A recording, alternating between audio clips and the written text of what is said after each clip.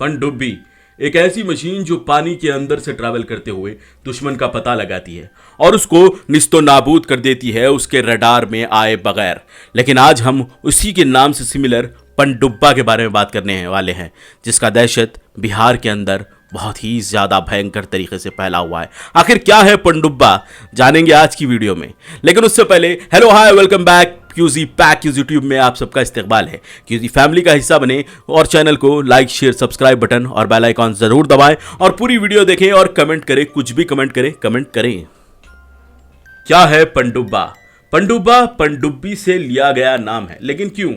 क्योंकि इसका राज पानी के साथ ही जुड़ा है। पनडुब्बा बेसिकली एक ऐसी आत्मा है जो मर जाती है पानी में डूबकर और उसकी लाश पानी से नहीं मिलती, जिस वजह से वो उसी जिस्म का इस्तेमाल कर उसी पानी के अंदर लोगों को खींचकर डुबाकर मार देती है। ऐसी ही कहानी मशहूर है बिहार के अंदर। आखिर क्यों लोग पनडुब्बा बनते हैं? बेसिकली ये देखिए, जो आदमी पानी में गिरकर मर जाता है और उसकी लाश रिकवर नहीं हो पाती, पानी के किसी कोने में अटक जाती है, तो उस चीज़ की रूह जब उससे निकलती है तो वो उसकी बॉडी को फिर पोजेस कर लेती है, क्योंकि आसपास कोई भी ऐसी ह्यूमन बॉडी नहीं होती जिसको वो रूह पोजेस कर सके, और वो उसी पानी के अंदर श्रापित तरीके से फंस जाती है। और जो कोई भी पानी के करीब आता है तो ये चीज़ उन्हें खींचकर मार देती है। बिहार में कहते हैं कि रात के वक्त अगर कोई शख्स नदी या दरिया किनारे आपसे छैनी, पान मसाला या फिर सिगरेट बीड़ी पूछे तो उसे मत दो, उसको नज़रअंदाज करो और पानी से जितना जल्द हो सके दूर चले जाओ, क्योंकि वो चीज़ पनडुब्बा हो सकती है। अक्सर पनडुब्बा को हर एक रंग में बताया जाता है, जैसे कि कोई कंजाल लपेटा हुआ हो।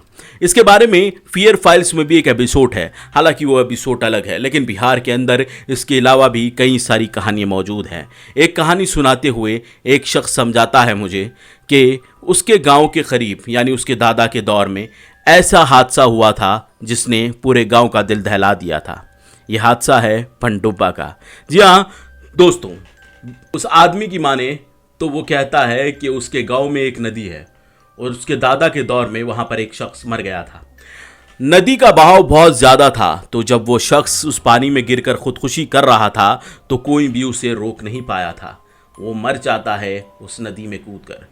उसने खुदकुशी क्यों की? पेशे से वो किसान था और वो की खेती बाड़ी करता था। किसी वजह से लोन बहुत ज़्यादा हो चुका था। इससे परेशान होकर उस किसान ने खुदकुशी कर ली। खुदकुशी के चंद दिन बाद, यानी अमावस की रात जब शुरू हुई, उसके बाद अजीबोगरीब हादसे शुरू हुए। लोगों को दिखने लगा कि कोई शख्स पानी के करीब बैठा है रात में। चूंकि उस वक्त लाइट्स का इतना इंतजाम नहीं था तो वो लैंटेन लेके देखा करते थे। वो समझते थे कि शायद ये किसी पेड़ या फिर पत्थर की छाया होगी, लेकिन वो शख्स हकीकत में बदल गया जब उन्होंने एक आदमी की आवाज़ सुनी। उसके दादा ने उस आदमी को नज़रअंदाज किया और वो घर की तरफ चले गए। लेकिन उसी दिन एक शख्स की पानी में गिरकर मौत हो जाती है। गांव के चंद लोगों के हिसाब से वो आदमी उसी शख्स को छैनी देने गया था, यानी जर्दा देने गया था, और उस शख्स ने उसे खींचकर मार दिया। इस पर गांव वालों के बीच में सनसनी मच गई। गांव में तहलका मच गया कि गांव में पनडुब्बा आ चुका है। जी हाँ, उस वक्त तक पनडुब्बा की कहानियां मशहूर हो चुकी थी। गांव में पनडुब्बा आने की बात सुनते ही लोग रात होते ही नदी तालाब के करीब से दूर हो जाते, और रात में अगर ट्रैवल करना हो तो नदी के रास्ते से नहीं बल्कि दूसरे रास्ते से, जो काफ़ी लंबा था, वहाँ से आया जाया करते थे, जिस वजह से लोगों को बहुत मुश्किलात भी फेस करनी पड़ती थी जो लोग रात में ट्रैवल करते थे। लेकिन नदी से दूर रहने का सिलसिला बढ़ने लगा। जूतू दिन गुजरने लगे। दिन के गुजरने के साथ खौफ भी, दहशत भी बढ़ने लगा, क्योंकि लोग वहां पर उस नदी के करीब मर रहे थे, उस नदी में डूबकर मर रहे थे, और ये डर गांव वालों के जहनों में बैठ चुका था। गांव का एक लड़का मोहन, जो डॉक्टरी कर शहर से गांव आने वाला था, वो टेलीग्राम करता है अपने माता पिता को। लिखता है कि कल की रात की आखिरी बस से मैं गांव आ रहा हूं। ये सुनते ही माँ बाप डर से उसे फिर से टेलीग्राम करवाते हैं, जैसे तैसे ये कहकर कि बेटा अगर तू रात में आ रहा है तो सुबह की बस करवा ले, रात में मत आ। अगर आ भी रहा है तो गांव के दूसरे रास्ते, यानी पिछले रास्ते से, जंगल के रास्ते से आ, नदी के पास से मत आ। गांव के पास बस स्टॉप आखिरी स्टेशन था बस का, वहां पर बस छोड़कर निकल चुकी थी। चूंकि मोहन पढ़ा लिखा था और डॉक्टर भी था, उसे इन बातों पर यकीन नहीं था। वो अपने माता पिता की बातों को अपने पैर की नोक पर रखकर नदी के रास्ते पर निकल पड़ता है।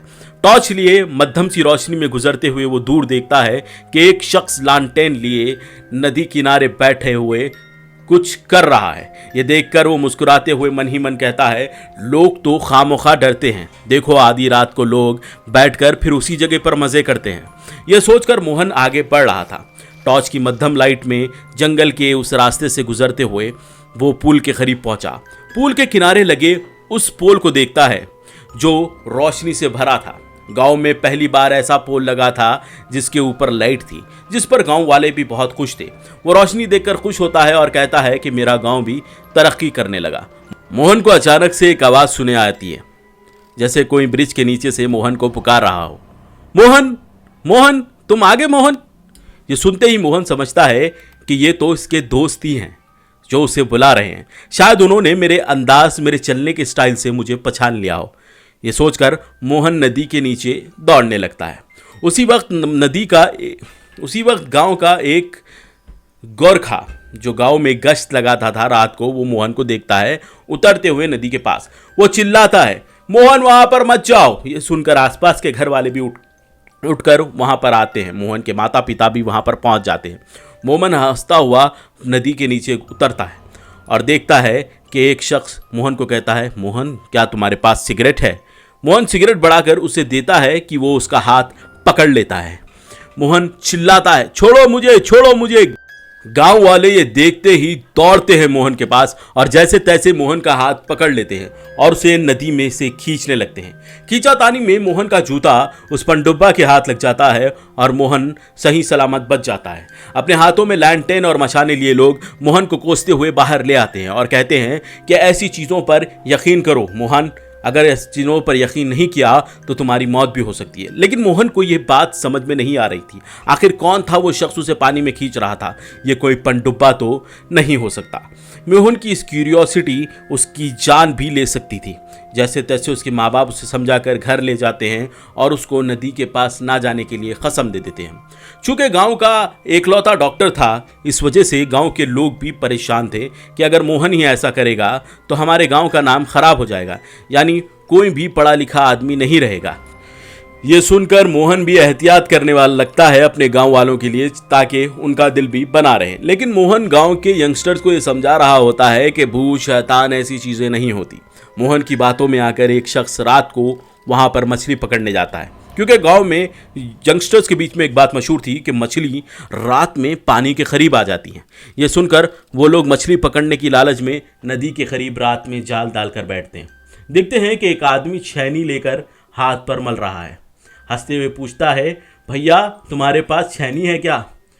वो यंगस्टर्स उसको देख के कहते हैं, आप इस गांव के तो नहीं लगते, शायद बाहर से आए हों, शायद हमारी नदी में बहुत सारी मछलियाँ हों। वो छेनी बढ़ाता है कि वो उसका हाथ पकड़ लेता है।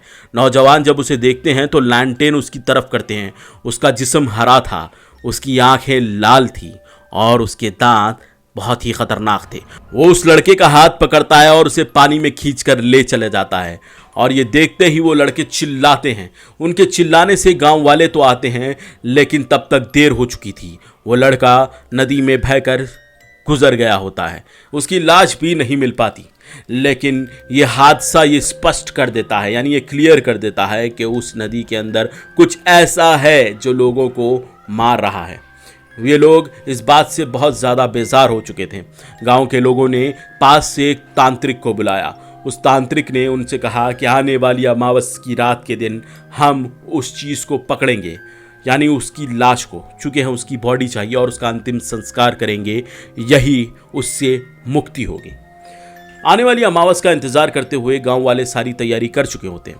रात को गांव का एक लड़का नदी किनारे बैठ जाता है। जैसे ही वो पनडुब्बा आता है और उस लड़के से सिगरेट मांगता है, वो लड़का अपने हाथ में रखी रस्सी उसके हाथ पर बंध देता है और उसका हाथ पकड़कर खींचने लगता है। ये देखते ही गांव वाले भी दौड़ते हैं और उस पनडुब्बा को पकड़ लेते हैं। जैसे ही पनडुब्बा देखता है कि इतने सारे लोग मुझे पकड़ चुके हैं, अब मुझे जिस्म छोड़ना होगा, वो जिस्म से निकल जाता है।